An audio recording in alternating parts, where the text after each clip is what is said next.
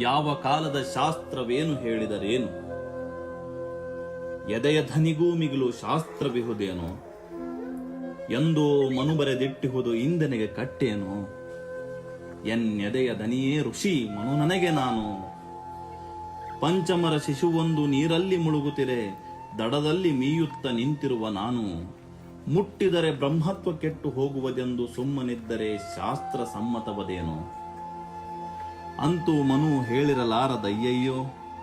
ಹೇಳಿದ್ದರೆ ಮನುವನ್ನು ಶಾಸ್ತ್ರದೆಡೆ ಸುತ್ತಿ ಸ್ವರ್ಗ ಹೋಗಲಿ ಮತ್ತು ನರಕ ಬಂದರೂ ಬರಲಿ ಎದೆಯ ಭೀರ್ಯವ ಮಾಡಿ ಮನುವನ್ನು ಬಿಸುಡಾಚೆಗೆತ್ತಿ.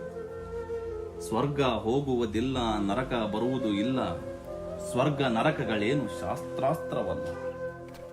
ಎದೆಯ ಧನಿ ಧರ್ಮನಿಧಿ, ಕರ್ತವ್ಯ ವಧುವೆ ವಿಧಿ. ನಂಬಿದೆನು ಇದನ್ನುಳಿದು ಋಷಿಯು ಬೇರಿಲ್ಲ. ನಂಬಿದೆ